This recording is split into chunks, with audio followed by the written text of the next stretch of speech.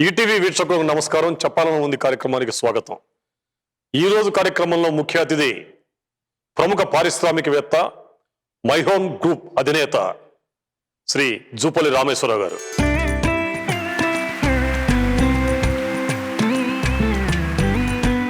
రామేశ్వరరావు గారు, మీరు ఒక సామాన్య వ్యవసాయ కుటుంబం నుంచి, ఒక పల్లె నుంచి వచ్చారు. వచ్చిన తర్వాత కూడా చిన్నతనంలోనే తండ్రి మీరు చదువుగా ముందుగా బిఏడి చదివి టీచర్ కావాలనుకున్నారు. కానీ తర్వాత హోమియో వైద్యం నేర్చుకుని డాక్టర్గా స్థిరపడ్డారు. కరెక్ట్. ఆ తర్వాత బ్రహ్మాండ ఒక పారిశ్రామిక సామ్రాజ్యాన్ని ఇవాళ విస్తరించారు మీరు. ఎందుకంటే ఇక్కడ ఇప్పుడు ఈ ప్రాంతంలో పరిశ్రమలు అంటే మొదటగా గుర్తొచ్చేది మైహోమ్ ఇండస్ట్రీస్. సో ఇంత బ్యాక్గ్రౌండ్ పెద్ద పారిశ్రామిక బ్యాక్గ్రౌండ్ కూడా కాదు. కానీ ఈ ప్రస్థానం ఎలా సాగింది అసలు? ఫాదర్ చిన్నప్పుడే చనిపోయారు. Rural background. Up to 7th వరకు బాగా ఎలక్ట్రిసిటీ కూడా లేదు. అప్పుడు కమ్యూనికేషన్ సిస్టమ్ కూడా లేదు. అవును. కాకపోతే చిన్నప్పుడే చదువుకోవాలనే పట్టుదలతోనో అప్పుడు అన్ని గవర్నమెంట్ స్కూల్సే.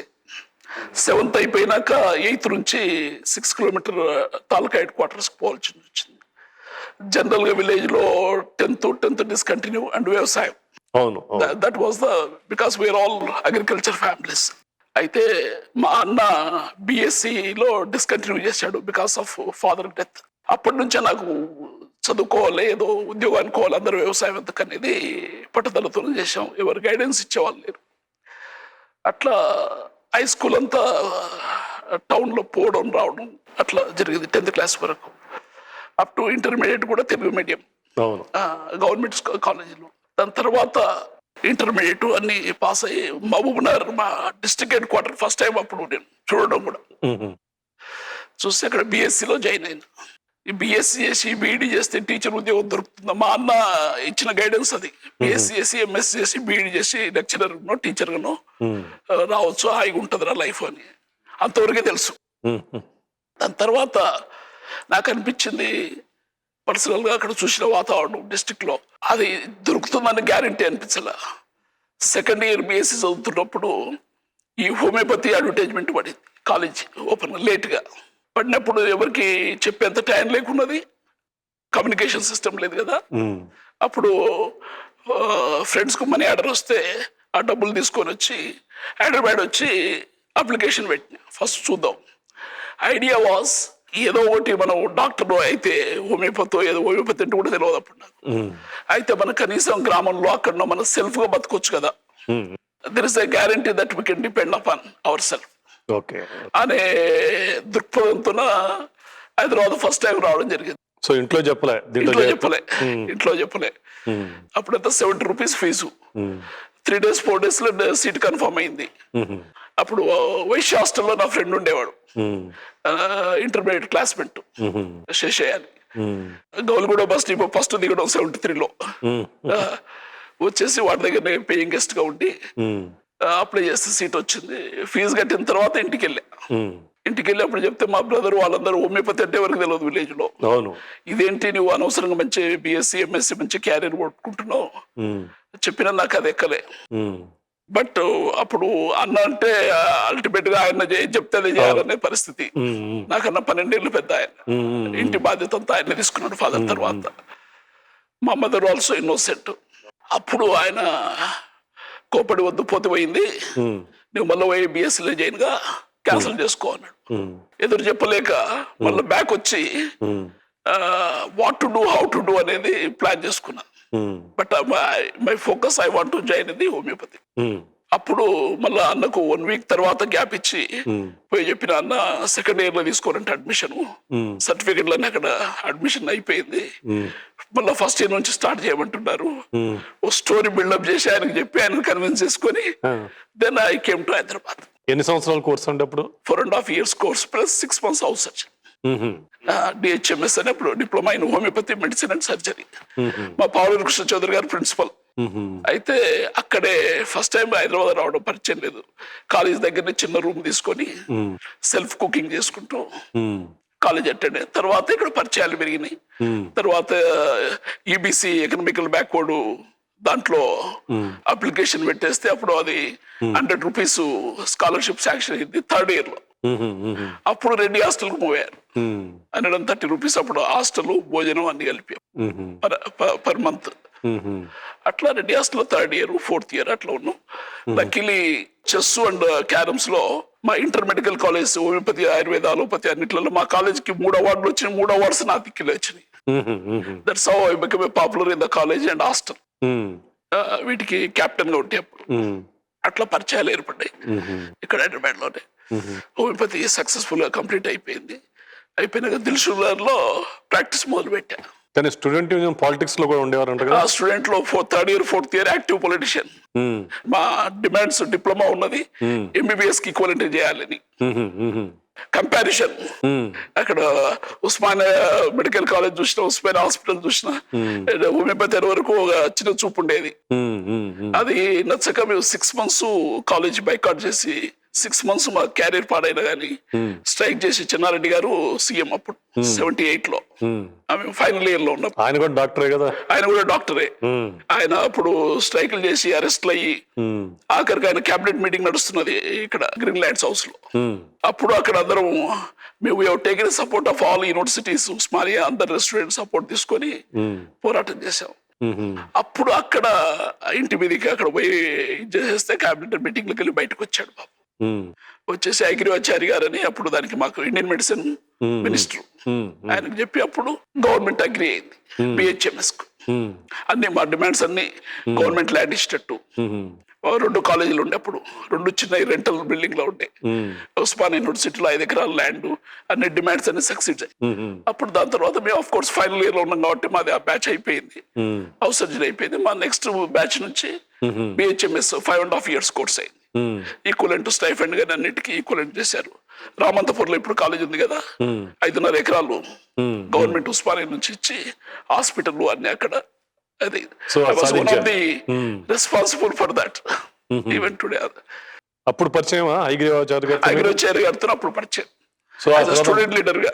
ఆ ఇష్యూ అయిపోయినాక నా కాలేజ్ అయిపోయినాక మంచి పరిచయాలు ఏర్పడ్డాయి. Supported me in my carrier also. నేను అప్పుడు ఏం చేశారంటే దిల్సుఖ్నగర్ లో ప్రాక్టీస్ పెట్టాం.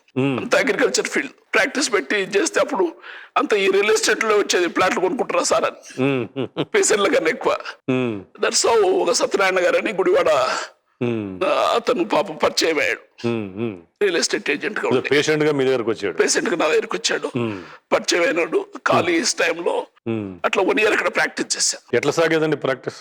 ప్రాక్టీస్ అప్పుడు బాగానే ఉండేది. ఆ టైంలో సత్యనారాయణ గారు రెగ్యులర్ పరిచయం అయ్యాడు. అయ్యి ఆయన హైదరాబాద్ మెయిన్ రోడ్ కి సార్ రియల్ ఎస్టేట్ గురించి మనకి తెలియదు కదా, ఈ వాస్ రియల్ ఎస్టేట్ లో మంచి ఎక్స్పర్ట్ ఉండే. అక్కడ పాపం గేదెలు పెట్టుకొని అక్కడనే ఇల్లు కట్టుకొని కొత్త అంతా అగ్రికల్చర్ ఫీల్డ్స్ ఉండేవాడు. ఆయన ఇన్స్టిగేట్ చేశాడు. సో ఫస్ట్ వెంచర్ ఎప్పుడు స్టార్ట్ చేశారు? అప్పుడే 79 లో హైదరాబాద్ లో 95,000 ఎకరం మెయిన్ రోడ్, హైదరాబాద్ టౌన్ లో మెయిన్ రోడ్. అప్పుడు మీ దగ్గర క్యాపిటల్ ఎంత ఉంది? నా దగ్గర క్యాపిటల్ లేదేం లేదు. మా మేనమామ దగ్గర పోయి మా మదర్ పోయి ఆయన దగ్గర గోల్డ్ తీసుకొచ్చి బ్యాంక్ లో పెట్టి లోన్ తీసుకోమని చెప్పి. అప్పుడేమీ మీకు అబ్జెక్షన్స్ లేవా? ఈ పన్ను చేయొద్దు, ఎందుకు మనకి బ్రహ్మాండం ప్రాక్టీస్ చేసుకోవచ్చు? చాలా స్ట్రాంగ్ గా చెప్పారు. బట్ నాకు సత్యనారాయణ గారు ఎక్స్ప్లెయిన్ చేసిన మెథడాలజీ పద్ధతి నచ్చింది. చూద్దాం, రిస్క్ తీసుకుందాం అని నేను మా మేనమామ గారిని, ఈ వాజ్ లిటిల్ సౌండ్ మా మదర్ ఫాదర్, ఆయన దగ్గర పోయి అడిగి కన్విన్స్ చేసి బ్యాంక్ లో పెడితే 50,000 రావట్లేదు. వాళ్ళకి చెప్పకుండా అమ్మేసి 50,000 అడ్వాన్స్ ఇచ్చి 3 months టైం పెట్టుకొని బ్యాలెన్స్ పేమెంట్ కు 1.5 months మొత్తం సేల్స్ అయిపోయినాయి. 2 lakhs ప్రాఫిట్ 79 లో. Then we had a taste of the business. Then Satyanarayana గారిని వర్కింగ్ పార్ట్నర్ గా 25% ఇచ్చి పెట్టుకొని we had a excellent relations with. So ఇటు ప్రాక్టీస్ చేస్తూనే దీంట్లో కంటిన్యూ అవుతుంది. చేస్తూ ఒక 4-5 months తర్వాత మార్నింగ్ ప్రాక్టీస్ మానేసా. దాని తర్వాత లాట్ ఆఫ్ వెంచర్స్ తీసుకున్నాం. ఎల్బీ నగర్ దగ్గర, ఇటు పటాన్ చెరువు దగ్గర, అన్ని సిటీ అవుట్స్కట్స్. అప్పుడు 80s లో రియల్ ఎస్టేట్ బాగా టేక్ ఆఫ్ టైం. దిల్సుఖ్నగర్ ఆ ప్రాంతంలో అంతా అప్పుడే అక్వానార్ థియేటర్ వచ్చింది, పిఎన్టీ కాలనీ అంతా. అప్పుడు 30-40 రూపీస్ 50 రూపీస్ స్క్వేర్ యార్డ్. అట్లా ఎకరాలు తీసుకొని లేఅవుట్లు వేయడం. చాలా ఫాస్ట్ డిసిషన్స్ ఉండేది అప్పుడు కూడా. టెరిఫిక్ గా 18 గంటలు పనిచేసేది ఇద్దరం. మార్నింగ్ ప్రాక్టీస్ మానేసా, ఈవినింగ్ ప్రాక్టీస్ ఉంచాను. ఎందుకైనా మంచిది, fail in the business, let us have the fall back అని. అట్లా లైఫ్ స్టార్ట్ అయింది. మ్యారేజ్ అయిపోయింది అప్పటికి? 80లో మ్యారేజ్ అయింది. 79లో స్టార్ట్ చేసిన, 80లో మ్యారేజ్ అయింది. సో కంప్లీట్ గా ఎప్పుడు దీంట్లోకి వచ్చేసారు ఇక ప్రాక్టీస్ మానేసి? ప్రాక్టీస్ టోటల్ గా మానేసి 82లో మానేసి ఫుల్ టైమ్ గా దీంట్లోకి వచ్చేసా. 83లో ఆంధ్ర బ్యాంక్ కాలనీలో పెద్ద ఇల్లు కట్టాం. అప్పటికే 10-15 వెంచర్స్ చేసాం. Every venture was successful.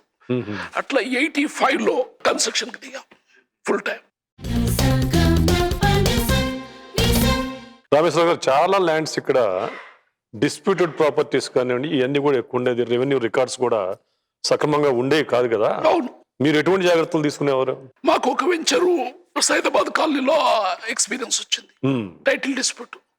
Of course మేము లాట్ ఆఫ్ స్ట్రగుల్ పడి వీ హావ్ సక్సీడెడ్.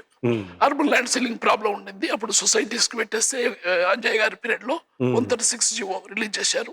సొసైటీస్ కి ఎగ్జామ్షన్ ఇస్తామని మాకు తెలియకుండా తీసుకున్నాం. అప్పుడు లక్కీలీ ఆ జీవో కింద మేము ఎగ్జామ్షన్ తీసుకొని సక్సెడ్ చేసాం. అప్పటి నుంచి అక్కడ లీగల్ టైటిల్ డిస్ప్యూట్ కూడా ఉండింది. అప్పటి నుంచి we have taken a lot of care. ప్రతి ఒక్కటి ఎంత ఖర్చు అయినా సరే 2 లాయర్లతో కంపల్సరీ వెట్టింగ్ చేసేది. రామలింగారెడ్డి గారు అని ఉండేది అప్పుడు మాకు లాయర్. ఆయన ఇంకొక ఆయన నరసింహరావు అని, వివిఎల్ నరసింహరావు గారు అని పెద్ద లాయర్ సికింద్రాబాద్లో ఉండేది. వాళ్ళతో తరో ఎగ్జామ్ చేసేది. In spite of that small litigations కూడా కోపం అయితే అప్పుడే స్పాట్లెస్ రిజాల్వ్ చేసుకునేది బై నెగోషియేషన్స్. సో ఈ ప్రయాణంలో మీకు ఎక్కడన్నా అడ్డంకులు కానీ, అరే ఇది చేయలేకపోతున్నానేమని ఏదన్నా ఒక పరిస్థితి వచ్చిందా? అడ్డంకులు బిజినెస్ లో 18 గంటలు పనిచేసిన టెరిఫిక్ అడ్డంకులు వచ్చేటివి కామన్. అప్పుడు our focus use to be so high. Failure accept చేసే మెంటాలిటీ కాదు నాది అప్పుడైనా మొదటి నుంచి. Major challenge I faced in my life. బాగా సక్సెస్ఫుల్ బిల్డర్ గా కూడా ఎస్టాబ్లిష్ అయినాక 85-86లో వెంకటరావుది జలగమ్మంగాయం అపార్ట్మెంట్స్ బేగంపేటలో కట్టాను. దాంతో మంచి బిల్డర్ గా ఎస్టాబ్లిష్ అయ్యాను. అక్కడ నుంచి 2-3 properties, 2-3 complexes every year. Raj Bhavan, Somaji కూడా నాది క్విక్ డిసిషన్ ఉండేది, ఫోకస్ టెరిఫిక్ గా ఉండేది, ఫాస్ట్ ట్రాక్ చేసేవాళ్ళం. ప్రాఫిట్ తక్కువైనా కానీ మొదటి నుంచి కూడా కస్టమర్ కేర్ చాలా ఎక్కువ తీసుకున్నాను. నా దగ్గర అప్పుడు రిక్రూట్ చేసేదంతా నేనే, హెచ్ఆర్ ఇవ్వలేడు. ఫస్ట్ నుంచి customer is God. Customer is God or rather more than God. మనం ప్రాస్పర్ కావాలంటే వాడిని హ్యాపీగా ఉంచాలి. ఒకటే మాట చెప్పేవాడిని మా ఎంప్లాయీస్ కు జాయిన్ అయినప్పుడు, house wife should bless however intelligent you are. House wife should bless us. If she is not blessing will not succeed. కాబట్టి మేము కాంప్లెక్స్లు కట్టి హ్యాండ్ అవుట్ చేసినా కూడా ఏమైనా ప్రాబ్లమ్స్ ఉంటే అటెండ్ చేసేవాడిని. ఇప్పటికి కూడా అంటారు మీ సిబ్బంది, మా చైర్మన్ గారు కనుక సైట్కి వస్తే ₹1 ఖర్చు పెరిగినట్టే. ఎందుకంటే నేను ఎప్పుడు చూడను వాట్ వీ కమిటెడ్ అనేది. అది మనకి నచ్చితే ఇది బాగుంటుంది అనౌన్స్మెంట్ చేసేస్తే బాగుంటుంది అని అంటే చేయాలి. ఎందుకంటే మనం షార్ట్ సైటెడ్ గా ఎప్పుడు చూసుకో. లైఫ్ లో హార్డ్ వే చూసినాం కాబట్టి వాళ్ళ యొక్క పరిస్థితులు అవగాహన చేసుకున్నాను. ఎందుకంటే నేను కూడా మధ్య తరగతి నుంచి వచ్చినానే. ఒక హౌస్ మనం పెట్టుకున్నాం అంటే అది లైఫ్ రిసోర్సెస్ అన్ని దాంట్లో పెట్టుకుంటాం కాబట్టి వాళ్ళు తృప్తిగా ఉంటేనే మనకు ప్రాఫిట్ తగ్గినా పర్వాలేదు, మనకు భవిష్యత్తు ఉంటుంది అనేది నాది దృఢమైన నమ్మకం. సో మొత్తం ఎన్ని వెంచర్స్ ఇప్పటికి చేశారు? మోర్ దెన్ 20,000 అపార్ట్మెంట్స్ కంప్లీట్ అయ్యాయి. ఇప్పుడు ఈ రీసెంట్ ఒక 40 millions అంటే 4 crore square feet మన మై హోమ్ నుంచి ఇప్పుడు కట్టింటాం. ఈ మధ్య కాలంలో లాస్ట్ 10 years నుంచి బాగా బేస్ పెరిగింది కాబట్టి హైదరాబాద్ గ్రోత్ కూడా బాగా వచ్చింది కాబట్టి నా ఫోకస్ అంతా హైదరాబాద్ లో పెట్టాను. 95లో బెంగళూరు వెళ్ళొచ్చాను. బెంగళూరులో స్టార్ట్ చేశాను 3 వెంచర్స్. నేషనల్ స్పోర్ట్స్ విలేజ్ కట్టాము అక్కడ.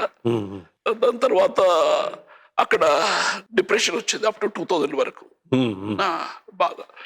దాని తర్వాత ఫోకస్ అంతా హైదరాబాద్. 96లో సిమెంట్ కు యాక్సిడెంటల్ గా, అది కూడా యాక్సిడెంటలే, మా ఆడిటరు సిమెంట్ కంపెనీ ఉంది 50% ఈక్విటీ ఇన్వెస్ట్ చేస్తామంటే అప్పుడు మన దగ్గర రియల్ ఎస్టేట్ కన్స్ట్రక్షన్ నుంచి సిమెంట్ రంగంలోకి వచ్చారు 96లో. సిమెంట్ రంగంలో ఫస్ట్ డైవర్సిఫికేషన్, అది ఫస్ట్ డైవర్సిఫికేషన్ సిమెంట్ ఇండస్ట్రీ. అప్పుడు 2 lakh tons per annum capacity. అది స్టార్ట్ చేసినాక అప్ టు 97లో మేము కంప్లీట్ చేసాం ప్రాజెక్ట్.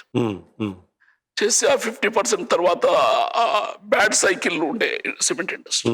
అప్పుడు అదర్ ఇన్వెస్టర్ కూడా 50% సేల్ చేసేసాడు మనకి.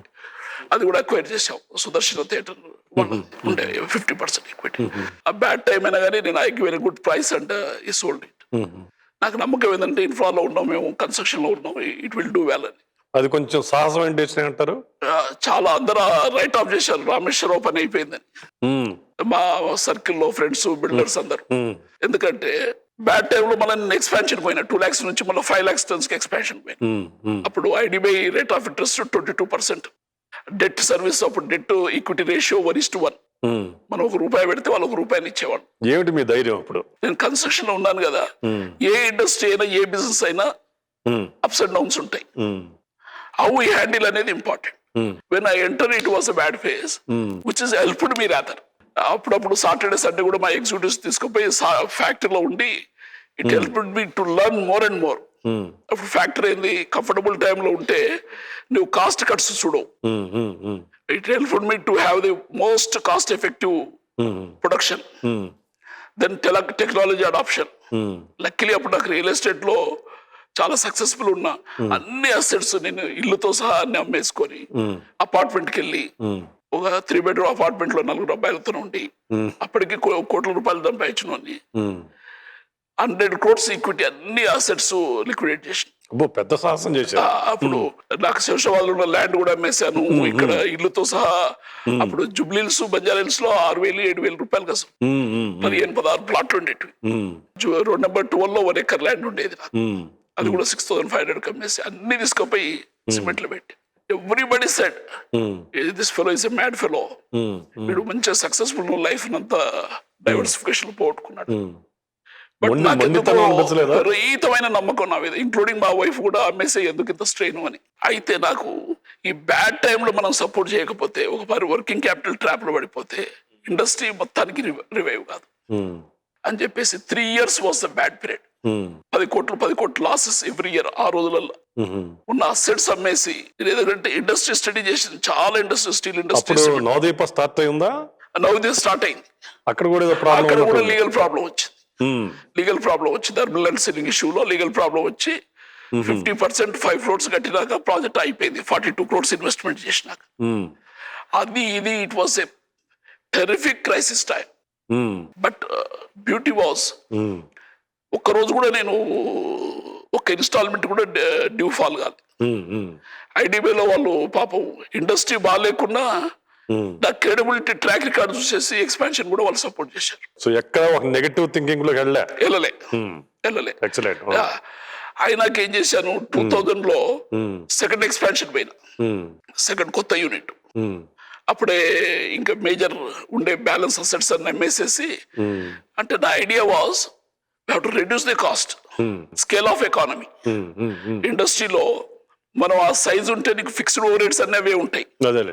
టర్న్ ఓవర్ పెంచుకోగలిగితే, బ్రాండ్ వాల్యూ పెంచుకోగలిగితే then it will have break even అని.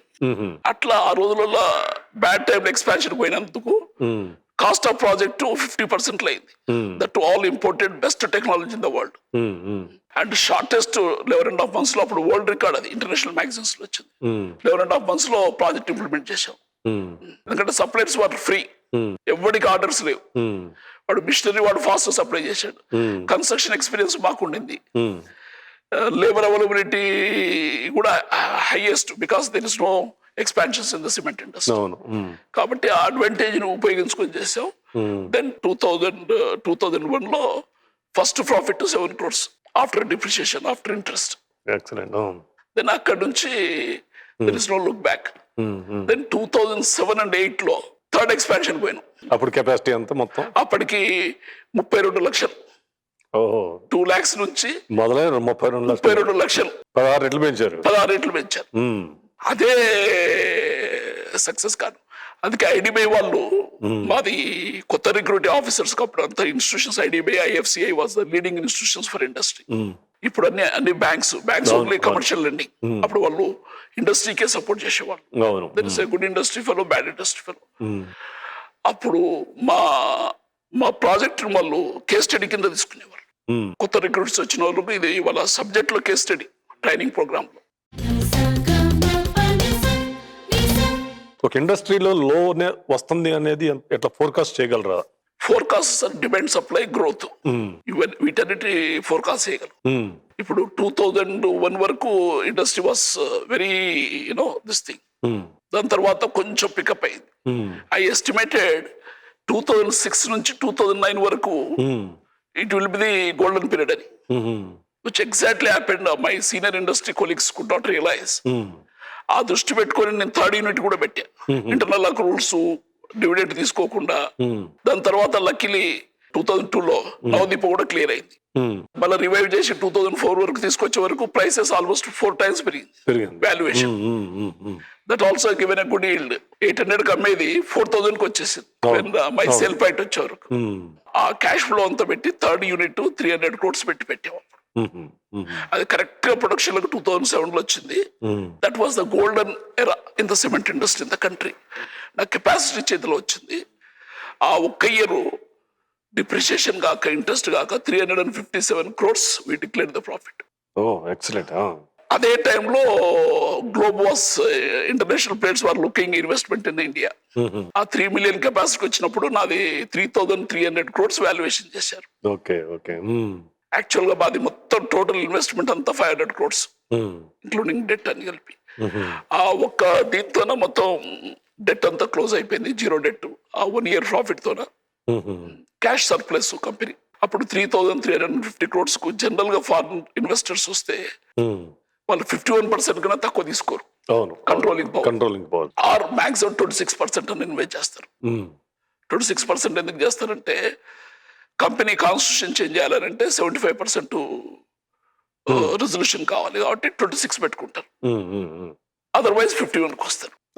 బట్ అప్పుడు ఉండే సినారియోలో I could negotiate with them 50-50. 50% directors వాళ్ళు, 50% డైరెక్టర్స్. నా 50% ఈక్విటీ అమ్మాను. 1650 కోట్లకు అప్పుడు 400 crores ఇన్కమ్ ట్యాక్స్ కట్టాను year. That is given me second level of Boost. 5 years bad patch అంతా ఒక 1 year లో ఇదైపోయింది. అంత పార్ట్నర్స్ ఎవరన్నా ఉన్నారా కంపెనీలో? మీరు ఒకరేనా? అప్పుడు నేను ఒక్కడిని. నో పార్ట్నర్స్ దేంట్లో లేరు. ఒక్కటి మార్కెట్ లో వినపడతా ఉండేది ఏంటంటే రామేశ్వరరావు గారు, మిగతా వాళ్ళు ఎంత అమ్ముతున్నా ఓ 200 ఎక్స్ట్రా అయినా సరే రామేశ్వరరావు గారి దగ్గరికే వెళ్దాం అన్న బ్రాండ్ ఎలా వచ్చింది అసలు? Customer satisfaction. వాళ్ళు 10 ఏళ్ల తర్వాత కూడా వాళ్ళకి ఎవరో ప్రాబ్లం ఉందన్నా, ప్లంబింగ్ ప్రాబ్లం ఉందన్నా, సర్వీస్ ప్రాబ్లం ఉందన్నా కానీ మేము హెల్ప్ చేసేవాళ్ళం. నెంబర్ 1. నెంబర్ 2 మా స్టాఫ్ అంతా అట్లా ట్రైన్ అయింది. నెంబర్ 3 వాళ్ళకి మొత్తం డ్రాయింగ్స్ మొత్తం ఏది ఉన్నా కానీ ఎప్పుడు సపోర్ట్ ఇచ్చేవాళ్ళు. మా దగ్గర వాడు కొన్నప్పుడు వాళ్ళు కానీ వాళ్ళ రిలేషన్స్ కానీ ఫ్రెండ్స్ కానీ బయటకు పోయే సమస్య అనేది లేకుంటే అట్లా బ్రాండ్ను by word of mouth customer relations build చేసుకుంటా స్ట్రాంగ్ గా బిల్డ్ అయింది ఇక్కడ హైదరాబాద్ కాడికి. దాంతో పాటు ఏమైంది సార్ అంటే ఈ క్రైసిస్ వచ్చినప్పుడు, రియల్ ఎస్టేట్ క్రైసిస్, మీరు అన్నట్టు అన్ని వ్యాపారంలో అప్స్ అండ్ డౌన్ సైకిల్స్ ఉంటాయి కదా. ఆ 9-10 క్రైసిస్ వచ్చినప్పుడు, గ్లోబల్ క్రైసిస్, ఇక్కడ కూడా క్రైసిస్ వచ్చింది. కస్టమర్ సఫర్ గా అప్పుడు ప్రైసెస్ కూడా పడిపోయినాయి. అప్పుడు ఏమైంది అంటే 99% ఆఫ్ ద బిల్డర్స్ వర్క్స్ ఆపేశారు. అందరూ డబ్బు పే చేశారు. కొంతమంది 80% కంప్లీట్ చేశారు, కొంతమంది 25% కంప్లీట్ చేశారు, ఈవెన్ 90% కంప్లీట్ చేసిన వాళ్ళు కూడా ఆపేశారు. మేమేం చేసినాం, అప్పుడు మేము మై హోమ్ జ్యువెల్ కడుతున్నాం, పెద్ద ప్రాజెక్ట్ 2060 అపార్ట్మెంట్స్. అప్పుడు మేమేం చేసినాం, మా వాళ్ళు అన్నారు మొత్తం 10 టవర్లు ఒకటేసారి స్టార్ట్ చేసినాం, అన్ని సేల్స్ మొదలు పెట్టాము జిగ్జాగర్. అందరినీ 5 టవర్లకు షిఫ్ట్ చేసేసి 5 టవర్లు కట్టి హ్యాండ్ అవుట్ చేద్దామని. నేను ఒప్పుకోలే. అంటే మా ఫైనాన్స్ డిపార్ట్మెంట్, మా టీం అందరూ అదే సైడ్.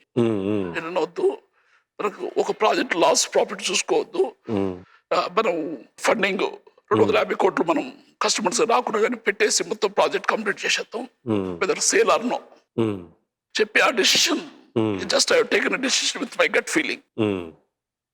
That paid lot. ఎందుకంటే అన్ని కాంప్లెక్స్లలో పాపకున్న వాళ్ళు సఫర్ అయ్యారు ఆ ఇయర్స్. మాదొక్కటే షెడ్యూల్ కన్నా ముందు అయింది. షెడ్యూల్ కన్నా ముందు ఎందుకు అయిందంటే మిగతా వాళ్ళు ఆపే వరకు మొత్తం మనకు లేబర్ ఫోర్స్ కానీ మిగతా అన్ని అవైలబిలిటీ పెరిగింది. We could do one schedule or before schedule. అంత size of project 2060 apartments. Number 2, ఈ హ్యాండ్ ఓవర్ చేసిన తర్వాత సర్వీసెస్ ఉంటాయి కదా, మేము ఇప్పటికీ యూనిక్ గా కంట్రీలో సెంట్రలైజ్ మొత్తం ఏం చేసాం, గ్యాస్ బ్యాంక్ అని power sector power HD line పెట్టేసి వాళ్ళ క్వాలిటీ పవరు. వీళ్ళు ఏం చేస్తామనంటే జనరల్ బిల్డరు కట్టేసి వాళ్ళకి హ్యాండ్ అవుట్ చేసినాక మెయింటెనెన్స్ పట్టించుకోరు. అవును. మేమేం చేసాం, ఇవన్నీ ఇప్పుడు కలెక్షన్ బాయ్స్ ఉంటే 2,000 మంది కుటుంబాలతో వాడు కలెక్షన్ చేయాలంటే ఎంత ఇబ్బంది. అవును. కాబట్టి ప్రీపెయిడ్ సిస్టమ్ ఇంట్రొడ్యూస్ చేశాం. అంత ఎలక్ట్రానిక్ కంప్యూటరైజ్ చేసేసి గవర్నమెంట్ కట్టేది సింగిల్ మీటరే.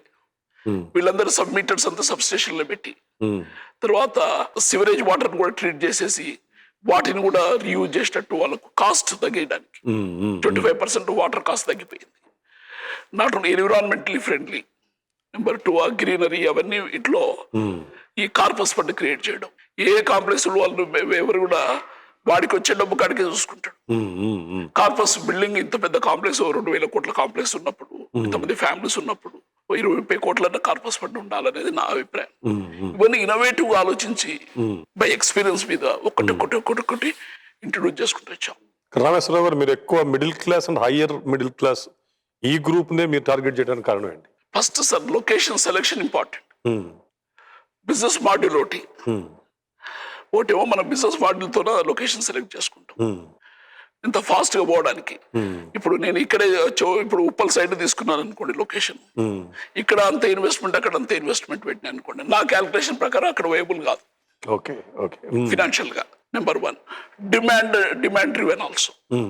డిమాండ్ డ్రివెన్ ఎక్కడ సిటీ పెరుగుతా ఉంది, తర్వాత 10 ఏళ్ల తర్వాత కూడా ఎక్కడ డిమాండ్ ఉంటుంది, ఆ అసెస్మెంట్ వెరీ ఇంపార్టెంట్. అట్లా లక్కీలీ నేను సెలెక్ట్ చేసుకున్న లొకేషన్ లో major demand middle class, upper middle class, of course lower end కూడా ఉంటుంది. కాకుంటే మేజర్ గా ఈ సెగ్మెంట్ లో మేము పాపులారిటీ వచ్చింది. ఈ మిడిల్ సెగ్మెంట్ అనేది హైదరాబాద్ లో లార్జర్ సెక్షన్ ఆఫ్ పీపుల్ ఉన్నారు. ఐటీ సెగ్మెంట్ లో వాళ్ళకు 70 లక్షలు 80 లక్షల్లో 60 నుంచి 80 లక్షల సెగ్మెంట్, బిలో 1 crore సెగ్మెంట్, వాళ్ళు టూ మెనీ ఎంప్లాయీస్ యాడ్ అవుతున్నారు. ఈ సంవత్సరం చూసుకోండి, ఇప్పుడు 12 మిలియన్ లీజ్ అవుట్ అయింది కమర్షియల్ స్పేస్. 12 మిలియన్ అంటే లెక్కేసుకోండి, యావరేజ్ కొత్త ఎంప్లాయ్మెంట్ 80% కొత్త ఎంప్లాయ్మెంట్ అనుకుందాం. అంటే 80 square feet కు ఒక ఎంప్లాయీ ఉంటారు కమర్షియల్ స్పేస్ లో. దాదాపు ఒక 150,000 మంది కొత్త ఎంప్లాయీస్ యంగ్ జనరేషన్ వస్తారు. Maybe south, north, east, west, ఎక్కడ నుంచి ఆల్ ఓవర్ కాస్మోపాలిటన్. వాళ్ళందరూ ఫస్ట్ రాగానే ప్రయారిటీ కారు కొనుక్కోవడం, హౌస్ కొనుక్కోవడం. వాడికి ఈఎంఐ కూడా వాడికి 20-30 ఏళ్ళు ఇస్తారు. Because is young, will have a lot of service. ఈ కాస్ట్ బడ్జెట్ లో కరెక్ట్ ఫిట్ అవుతారు. కాబట్టి ఆ సెగ్మెంట్ లోనే పోయాం మేము. వచ్చే 20 సంవత్సరాల్లో హైదరాబాద్ లో నిర్మాణ రంగం పరిస్థితి ఏ రకంగా ఉండబోతుంది? నిర్మాణ రంగం sir, it all depends on the government policies. ఎట్లనంటే ఫ్రెండ్లీ గవర్నమెంట్ ఉండాలి ఒకటి ఇన్వెస్టర్స్ కు. ఎక్కడైనా కానీ economy driven is the industry. Industry అంటే ఇప్పుడు సాఫ్ట్వేర్ ఇండస్ట్రీ అనుకోండి, హార్డ్వేర్ ఇండస్ట్రీ అనుకోండి, తర్వాత కోర్ ఇండస్ట్రీ అనుకోండి, వీటన్నిటితోనే ఎంప్లాయ్మెంట్ జనరేట్ అవుతుంది. ఎంప్లాయ్మెంట్ జనరేట్ అయినప్పుడు హౌసింగ్ సెక్టర్ మీద ఫస్ట్ డిమాండ్ రైజ్ అవుతుంది. కాబట్టి మేజర్ గా Hyderabad has lot of potential. Hyderabad has lot of potential, what our study. But ఒకటే ఏంటంటే గవర్నమెంట్ కి వెళ్ళి ఈ traffic problems, infrastructure problems, challenges, ఈ గ్రోత్ కు infrastructure has to match. Growth infrastructure match కాకపోతే కొలాప్స్ అవుతుంది. కాబట్టి it is a 2-tier system, you know, like A car. ఇప్పుడు అంత గవర్నమెంట్ యొక్క ఎంకరేజ్మెంట్, గవర్నమెంట్ యొక్క involvement, they have to focus on the common infrastructure. So public infrastructure పెరిగితే కనుక ఈ రంగం కూడా బ్రహ్మాండంగా ఉంటుంది. ఎగ్జాక్ట్లీ. కాబట్టి Hyderabad has lot of potential. ఎందుకంటే Hyderabad surroundings, suburbs of the Hyderabad, land availability is very high. Number 1 ఇక్కడ weather conditions, cosmopolitan living style, cost of living is also very very good. ఇవాళ కూడా ఈ సైజ్ ఆఫ్ సిటీలో 4,000 కు, 4,500 కు, 5,000 కు, 7,000 ఫర్ స్క్వేర్ ఫీట్ అవైలబిలిటీ ఉంది. కాబట్టి ఇక్కడ స్కోప్ అనేది చాలా ఉంటది అనేది నా అభిప్రాయం. రామేశ్వరరావు గారు, మీరు doctor start, then real estate, then construction, then cement. Now you are diversifying to media, pharma, yeah. Then education. Yeah. ఇంకా మీ ఆర్మరీలో ఇంకా ఏం వస్త్రాలు ఉన్నాయి? ఇప్పుడు ప్రస్తుతానికి అయితే వీటి మీద అన్నిటి మీద ఫోకస్ బాగానే పెట్టాం. ఎడ్యుకేషన్ కూడా మన one of daughter in law is taking care, 2 daughter-in-laws taking care. But I will be supporting them. Sky is the limit. ఆ డ్రైవ్ ఉండాలి. What I feel there must be fire in the belly. ఇప్పుడు మాకేమో అప్పుడు బతుకు తెరువు struggle, వీళ్ళకు comfortable position నుంచి struggle. కాకపోతే ఫ్యాషన్ ఉండాలి డ్రైవింగ్ కు, కరెక్ట్. ఆ బేస్ ఉంటుంది. But luckily children's also doing well. అవును. I'm always motivate them now. Me experience definite గా వాళ్ళకు ఒక పెద్ద పాఠమే కదా, ప్రతిదీ ఒక లెసనే కదా. అబ్సల్యూట్లీ ప్రతిదీ ఒక లెసన్. ఇంకోటి మీ జీవితంలో ఇంకొకటి చూస్తా ఉన్నాం. ఒకవైపు వారి వెరీ సీరియస్ ఇండస్ట్రియలిస్ట్ అండ్ ఎక్కువ టైం దాని మీద పెడుతుంటారు, భవిష్యత్తును విజువలైజ్ చేస్తూ ఉంటారు, ఆ ప్రాజెక్ట్స్ తయారు చేస్తూ ఉంటారు మా బ్రెయిన్ లో. అవును. వాటి మీద కొన్ని టీమ్స్ వర్క్ చేస్తూ ఉంటాయి. అవును. ఇంత దీంట్లో కూడా ఆధ్యాత్మికానికి ఎక్కువ ఫోకస్ ఇస్తారు. నేను ఇంత స్ట్రాంగ్ డిసిసివ్ స్ట్రాంగ్ విజన్ ఉండడానికి నాకు మెయిన్ గా దోహదపడేది ఆధ్యాత్మికం. వేవరింగ్ లేకుండా క్లారిటీ ఆఫ్ థాట్ ఉండడానికి ఆధ్యాత్మిక నాకు చాలా ఉపయోగపడ్డది. ఇప్పుడు ఒక్కొక్కరు lot of DPR detail project రిపోర్ట్లు చేసి స్టడీ చేసేసి పాతది 10 సంవత్సరాల కిందది ముందర ఫ్యూచర్ ఎస్టిమేషన్స్ గ్రోత్ ఇవన్నీ చూసుకొని చేస్తూ ఉంటారు. చేసి it takes lot of time. మా ఫైనాన్స్ డైరెక్టర్ మా సంవత్సరం సీనియర్ మా సిమెంట్ లో నేను చెప్తా ఉంటాయి, ఈ నెల ఓవరాల్ ఆ ట్రెండ్ చూసే this month is your profit is going to B this. Fortunate గా బై ఎక్స్పీరియన్స్ తోన అనుభవంతోన ఆల్మోస్ట్ 99% అది రైట్ డిసిషన్. అట్లా సరే ఆధ్యాత్మికత మనం మెంటల్ గా స్ట్రాంగ్ ఉండడానికి, క్లారిటీ ఆఫ్ థాట్ ఉండడానికి. ప్రయారిటీస్ సోషల్ లైఫ్ లో priorities which are near to your heart have to keep. అట్లా నా లైఫ్ లో స్ట్రగుల్లో ఈ ఆధ్యాత్మికత చాలా ఉపయోగపడ్డది. మీరు నైట్ ఎంత ఇదిగా ఉన్నా మార్నింగ్ 2 hours 3 hours పూజ చేయాల్సింది కంపల్సరీ. లేకపోతే ఆ day will not go well. It is not question of faith, it is question of comfort to my mind. ఇప్పుడు జిఆర్ గారి ట్రస్ట్ ద్వారా చాలా కార్యక్రమాలు నడుస్తూ ఉన్నాయి. చాలా సోషల్ సర్వీస్ కార్యక్రమాలు కానివ్వండి, ఆధ్యాత్మికమైన కార్యక్రమాలు కానివ్వండి, ఆ జిమ్స్ మన ఏదైతే మెడికల్ కాలేజ్ ఇవన్నీ కూడా నడుస్తూ ఉన్నాయి. వారితో మీకు అసలు పరిచయం ఎట్లా ఏర్పడింది? నాకు 1990లో పరిచయం ఏర్పడ్డా సార్. పరిచయం ఏర్పడినప్పుడు వారితో మాట్లాడినప్పుడు, అంత ముందుకు నేను ఓన్లీ ఒక ఆంజనేయ స్వామిని వర్షిప్ చేసేది, 10-15 నిమిషాలు అట్లా నడిచేది లైఫ్. వారితో పరిచయం అయినప్పుడు ఆ వైబ్రేషన్స్ కానీ, ఆ క్లారిటీ ఆఫ్ థాట్ కానీ, ఆ ప్రశాంతత కానీ which is attracted me first పరిచయంలోనే. దెన్ ఐ రిక్వెస్టెడ్ స్వామీజీ, మీరు ఒక టైం ఏంటి 12 రోజులు భగవద్గీత డిస్కోర్సెస్ మొత్తం మేము స్పాన్సర్ చేసి ఆర్గనైజ్ చేస్తామని. వారు 6 నెలలు తిప్పుకున్నారు. విజయవాడలో ఉండేవారు అప్పుడు. ఇట్లా వచ్చి చాలా మంది చెప్తా ఉంటారు కదా, కొత్త పరిచయం వచ్చినప్పుడు చెప్తా ఉంటారు, వాడు అడ్రస్ ఉంటాడు. అట్లా నేను పట్టుదలతో ఓ పని అన్నానంటే I mean it, otherwise I don't say. That is my way of life. Vijayawada పోయి అక్కడ అప్పుడు జగ్గైపేటలో కాకతీయ సిమెంట్ లో ఉండేవారు స్వామివారు, వేద పాఠశాల నడిపి. అక్కడికి పోయి కలిసి చేసినాక నమ్మకం ఏర్పడ్డాక అప్పుడు 91 జనవరి 16th 12 days ప్రోగ్రామ్ చేసాం. జలదృశ్యం అప్పుడు ఓపెన్ గ్రౌండ్ ఉండే, అక్కడ ఫస్ట్ ప్రోగ్రామ్. అక్కడ ఆయన భగవద్గీత టీచింగ్ మొదలు పెట్టాడు.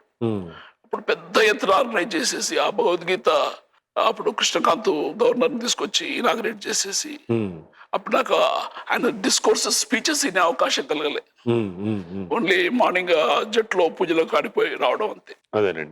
దాని తర్వాత ఆయన ద వే ఎక్స్ప్లెయిన్స్ ఈచ్ శ్లోక, ఒక శ్లోకానికి 10 రోజులు పట్టింది 12 రోజుల ప్రోగ్రామ్ లో. ఫస్ట్ శ్లోకానికి అంత డెప్త్, అంత నాలెడ్జ్, అంత క్లారిటీ ఆఫ్ ఎక్స్ప్లెనేషన్ అది చూసినాక we really got attracted. That is the day I am traveling with him. Anything I share with him, I seek his blessings. ఆయన చెప్పిన ధార్మిక కార్యక్రమాలు కానీ, సామాజిక కార్యక్రమాలు కానీ, ఇంకోటి మనం ట్రస్ట్ తో చేసే బదులు స్వామీజీ ట్రస్ట్ ద్వారా చేస్తే ఇంకా ప్రజలకు విత్ డివైన్ గ్రేస్ అందుతుందనే పరిపూర్ణ విశ్వాసంతో మేము మా ఫ్యామిలీ అందరం ఏమి చేసినా చారిటీ మేము చేసినామని అనుకోకుండా ఆ గర్వం రాకుండా ఉండాలని స్వామీజీ ట్రస్ట్ ద్వారానే వారి ద్వారానే వారు చేసే వాటికి మేము సపోర్టివ్గా ఉన్నాం. That for that we feel we are fortunate. Whatever we earn giving back to the society అన్నది వెరీ వెరీ మీకు అక్కడ నుంచే వెరీ ఇంపార్టెంట్ సార్. ఇప్పుడు నేను హోమియోపతి చదువుకున్నాను, ఆ సిస్టమ్ మీద నాకు పరిపూర్ణమైన విశ్వాసం కూడా. అప్పుడు చదివినప్పుడు కూడా సీరియస్ ఫోకస్ పెట్టి చదివాను. ఇప్పుడు కూడా నాకు మా ఇంట్లో మా గ్రాండ్ చిల్డ్రన్స్ అంతా మెడిసిన్స్ నేనే ఇస్తాను. ఎప్పుడు మా పావులూరి చౌదరి గారు కలిసి నేను ఎప్పుడు సైంటిఫిక్ గా డిస్కస్ చేస్తుంటాం.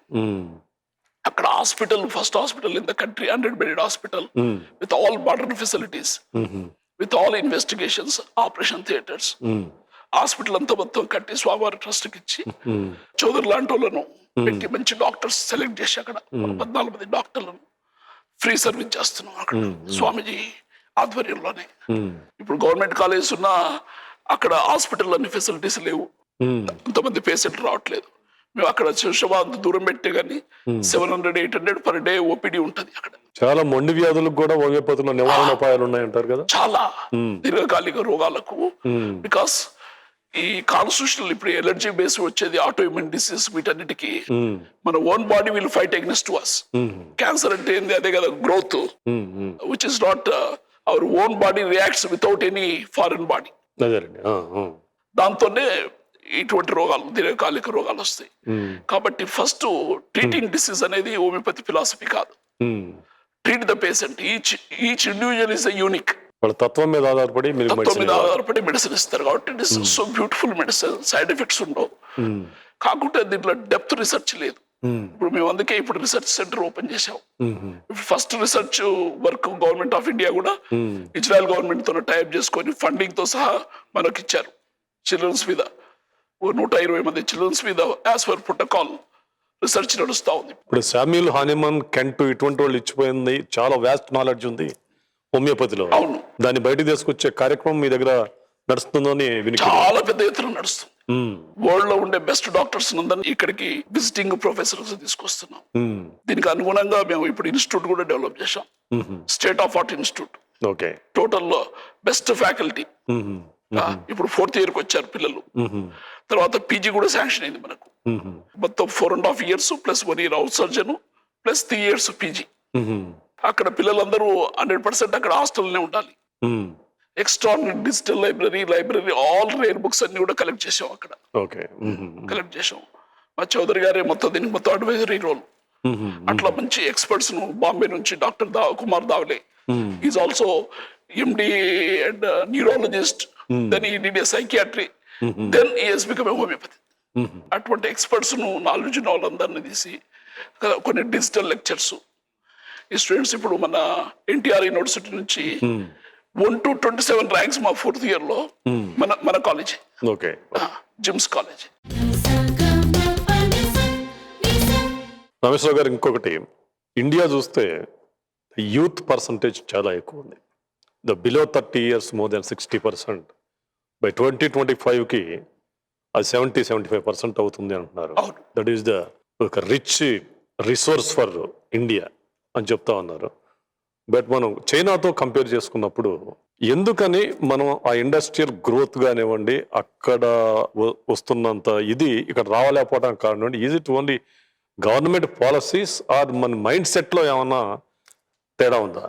ఇండియాలో ఉండే యూత్ కానీ is highly talented, as talented or more talented than the Chinese. మన వాళ్ళు బయటకు పోయినప్పుడు బాగా సక్సీడ్ అవుతున్నారు. ఇవన్నీ government policies is also one of the important factor. ఆ ప్లాట్ఫామ్ క్రియేట్ కావాలి, మంచి యూనివర్సిటీస్ క్రియేట్ కావాలి. తర్వాత ఇనిషియల్ వాళ్ళకు స్టార్ట్అప్స్ అప్పుడు ఎంకరేజ్మెంట్ పాలసీలు కావాలి. ఇది ఒక గవర్నమెంట్ పాలసీలు వెరీ ఇంపార్టెంట్. దాంతో పాటే ఆల్రెడీ గ్రో అయిన ఇండస్ట్రీ ఉంది, industry captains in the country. వీళ్ళందరూ కూడా రెస్పాన్సిబిలిటీ తీసుకోవాలి. How to drive this country, youth at drive చేయాలి. వాళ్ళు ప్రతి ఒక్క దాంట్లో వాళ్ళు they have to make a role to play. ఒక్కొక్క ఇండస్ట్రీ వాడు ఒక 10,000 కోట్లు 5,000 కోట్లు ఇన్వెస్ట్ చేసే కెపాసిటీస్ ఉన్నాయి. అట్లా ఎడ్యుకేషన్ లో lot of investment has to go, number 1. Then education system లో ఇన్నోవేషన్స్ స్టార్ట్ కావాలి. ఇప్పుడు నానో టెక్నాలజీ, ఇటువంటి లేటెస్ట్ టెక్నాలజీ రీసెర్చ్ అనేది బేసిక్ గా హైయర్ ఎడ్యుకేషన్కి వచ్చే లోపల నుంచే స్టార్ట్ కావాలి. ప్రభుత్వము, ఇండస్ట్రీ, టాలెంటెడ్ ఎడ్యుకేషనల్ ఫిలాంథ్రపిస్ట్ అందరూ కలిసి ఒక ప్లాట్ఫామ్ మీద డ్రైవ్ చేస్తే India is going to be number 1 in the world. Me plan of things లో బ్రహ్మాండమైన స్మార్ట్ సిటీ నిర్మాణం కూడా ఉందని విన్నాం. అవును సార్. దాని ప్లాన్స్ ఏమన్నా? దాని ప్లాన్స్ ఇనిషియల్ స్టడీస్ అయినాయి already. Cornell rotten one of the best professor in MIT అమెరికాలో 3 విజిట్స్ చేశాడు. చేసి దాన్ని ఎట్లా అంటే సార్ దాంట్లో అక్కడ 3-4 degrees టెంపరేచర్ తగ్గించాలని. It's all possible. So environmental friendly walk to work to create lot of. ఇప్పుడు మాకు 1 TMC water is required. What ever water we draw we can create lot of lakes and creeks after STP. Then నీకు drainage systems అంతా నువ్వు బయటికి మూసికి అటువంటి spoil చేయాల్సిన necessity ఉండదు. You can create that tanks within your compound because 3,000 ఎకరాలు కాబట్టి. Luckily there is a forest land also we're going to be park in the middle of the property. కాబట్టి it is my thinking, I hope God should permit me to do this beautiful venture. అక్కడ walk to work schools కానీ recreations కానీ తర్వాత social life కానీ అన్ని combination of this thing. Sensors తోనే ఇప్పుడు vehicle వచ్చినప్పుడే స్ట్రీట్ లైట్స్ వచ్చేటట్టు ఆల్ రిన్యూవబుల్ ఎనర్జీతోన రోల్ మోడల్ చేయాలని నాది all my experience I want put in to this and make at least in my life time. That is a real dream. ఇవన్నీ routine గా అయిపోతా ఉన్నాయి. దీంట్లో పెద్ద నా టైం అవసరం లేదు. అందులో ఇవన్నీ చూసుకోవడానికి ఇప్పుడు పిల్లలు వచ్చేసారు వాళ్ళంతా శుభ్రంగా. ఎగ్జాక్ట్లీ దట్ ఈస్ మై ప్రతి ఒక్కటి చేస్తున్నారు. ఎట్లా ఉంటుంది మీకు వారికి గైడెన్స్ ఎట్లా ఉంటుంది పిల్లలకి? పిల్లల గైడెన్స్ బాగుంటది. సైమల్టేనియస్లీ డైరెక్షన్ కూడా చాలా స్ట్రాంగ్ ఉంటది. మీ ఐడియాతో ఎప్పుడన్నా వారు విభేదించిన సందర్భాలు ఉంటాయా? ఉంటాయి. Then we'll keep a lot of debate on that. Lot of debate. Sometimes they will agree with willingnessly. Sometimes they will agree without willingnessly. లేదు ఫాదర్ చెప్తున్నాళ్ళు మనం చేసుకుపోదాం అన్న పరిస్థితి ఉండదు. అదే ఉండదు. They're smart. They argue lot. Democratic way of functioning. Democratic way of ఇది ఉంటుంది. But sometimes wherever they differ, where I feel very gut feeling this is the right decision. In rare times I will prevail on them. But in the course of time they will realize that what daddy said is right. Then they are maturing in that way. Rameshwara గారు నేను చెయ్యాలా అనుకుని అయ్యో చేయలేకపోయానే అనుకున్న సందర్భం ఏమైనా ఉందా? ఏం లేదు సార్. నేను చేయాలనుకున్నవన్నీ చేశాను. నాకు చేయలేదనే డిస్సాటిస్ఫాక్షన్ ఏది లేదు. సంస్థలో కూడా మీకు చాలా దీర్ఘకాలంగా మీతో పనిచేస్తూ వచ్చే వాళ్ళు ఉంటారట. దానికి ఎటువంటి పాలసీ మీరు అవలంబిస్తారు? సార్ నా దగ్గర నేను లైఫ్ స్టార్ట్ చేసి ఇవాళ సంస్థలు చూస్తుంటే ఓ రోజు రావటం, సంవత్సరం చేయటం, 2 సంవత్సరాలు చేయటం, వెళ్ళిపోవటం, ఇది ఎక్కువ అట్రిషన్ రేట్ చాలా ఎక్కువ ఉంది. Correct sir. చాలా important thing. Trustworthiness is very important thing. That chemistry of the industry captain promoter and the employees relation and your thoughts, they are the people who is going to implement in the field.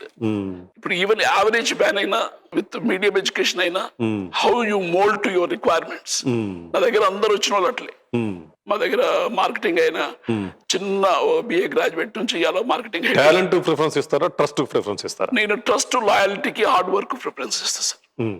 Talent ఇది ఉంటే అది వస్తుంది.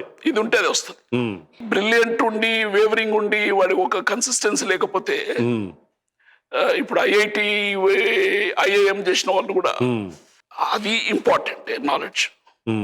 But ఈ consistency, loyalty, స్టేబుల్నెస్ లేకపోతే వాడు ఎంత brilliant అయినా waste అనేది నా అభిప్రాయం. సంస్థలో చిన్నవాళ్ళ దగ్గర నుంచి కూడా సలహాలు తీసుకునే వాతావరణం ఉందా? ఉంది. Young talent is sometimes sparking ideas. They may not have implementation capabilities, but ideas are too smart ideas are there. వీళ్ళకి రివార్డ్ అండ్ అవార్డ్ సిస్టమ్ ఏమైనా ఎవాల్వ్ చేశారా? ఇస్తాం, రివార్డ్స్ అవార్డ్స్ ఇస్తాం. అండ్ టాలెంట్ బేస్ మీద, కాంట్రిబ్యూషన్ బేస్ మీద, తర్వాత longevity every 10 years కూడా వాళ్ళకు సపరేట్ వాళ్ళ సీనియారిటీకి ఎవ్రీ 10 years మైల్ స్టోన్ కింద వాళ్ళకి స్పెషల్ ఎంకరేజ్మెంట్స్, స్పెషల్ అవార్డ్స్ ఇస్తాం. మీరు పుట్టి వచ్చిన గ్రామం కూడా చాలా చేశారని చెప్తారు. అవును సార్. ఇంకా చేశాము, ఇంకా చాలా చేయాలని ఉంది sir. We did lot of things. అక్కడ సిమెంట్ రోడ్లు ఇప్పించాం, అన్ని ఆడిటోరియం కట్టించాం, లాట్ ఆఫ్ ఎంప్లాయ్మెంట్ ఇచ్చాం అక్కడ నుంచి. కానీ ఆస్తుల మీద, వస్తువుల మీద ఎక్కువ ప్రేమను పెంచుకోబాకండి చెప్తా ఉంటారు. అంతేగా సార్. ఇప్పుడు నేను సిమెంట్ ఇండస్ట్రీ కట్టినప్పుడు మా GSO అవార్డు తీసుకొచ్చి నేను శంకుస్థాపన చేసి బ్యూటిఫుల్ పెలేషియల్ హౌస్ బంజారాహిల్స్ లో కన్స్ట్రక్షన్ లో ఉన్నది అమ్మేసాను. సెకండ్ కూడా అటాచ్మెంట్ పెట్టుకోవాలి. ఇది అటాచ్మెంట్ పెట్టుకుంటే that is the end of your day అనేది నా పర్సనల్ అభిప్రాయం. ఈ అప్కమింగ్ ఎంటర్ప్రెన్యూర్స్ కి మీరేది ఇచ్చే ఒక 3 సూత్రాలు? ఫస్ట్ సార్, మన మీద మనకు నమ్మకం ఉండాలి. తర్వాత ఎటువంటి వాతావరణం వచ్చినా కానీ డిస్టర్బ్ కాకు. దాని మీద సక్సెస్ డెఫినెట్ గా వస్తుంది, today or tomorrow. That is the only thing. Impeccable faith, be on yourself. Then focus, put more efforts, follow up, work towards the success goal. Good time, bad time, take it as equal opportunity. Faith, నమ్మకం. మన మీద మన నమ్మకం ఎటువంటి situation పోగొట్టుకోవద్దు అనేది నా. వ్యాపారంలో ఉన్నారు కాబట్టి అప్పుడప్పుడు ఈ పొలిటికల్ లీడర్స్ డిస్టర్బెన్స్ కూడా ఉంటుంది కదా మీకు, దాని నుంచి మీరు ఎలా ఓవర్కమ్ అవుతారు? ఏం లేదు సార్, అది కూడా ఒక ఛాలెంజ్ లాగా తీసుకోవాలి. Part and parcel of the crisis management. ఎప్పుడో వస్తాయి, ఎవరికి దగ్గర ఉంటే ఇంకోరి కోపం వస్తుంటది, ఇంకోరి కోపం వస్తుంటది. It's all there.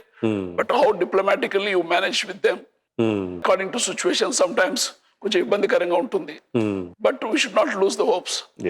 We have to handle little intelligently and diplomatically, tactfully. అది రామేశ్వరరావు గారి జీవితం. సక్సెస్ కు దగ్గరదారులు లేవు. ఎక్కడో గ్రామంలో జన్మించి ఆయన హోమియోపతి డాక్టర్ చదువుకొని డాక్టర్గా ప్రాక్టీస్ మొదలుపెట్టి వ్యాపార రంగంతో ఎటువంటి సంబంధము లేకుండా తన కేవలం హార్డ్ వర్క్ అండ్ సక్సెస్ను నమ్ముకొని గొప్పగా వ్యాపారాన్ని విస్తరించి ఈరోజు తెలుగు రాష్ట్రాల్లో ఒక ప్రముఖ పారిశ్రామికవేత్తగా ఆయన రూపుదిద్దుకున్న తీరు అనన్య సామాన్యం.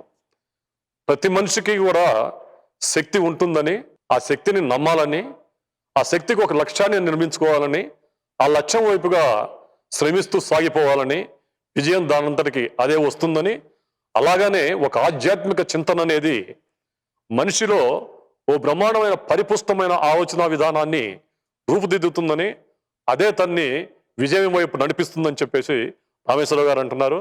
రామేశ్వరరావు గారు అనేక విషయాలు ఈటీవీ వీక్షకులతో పంచుకొని దిశానిర్దేశం చేసినందుకు మీకు ధన్యవాదాలు. Thank you sir. Thank you Prasad గారు.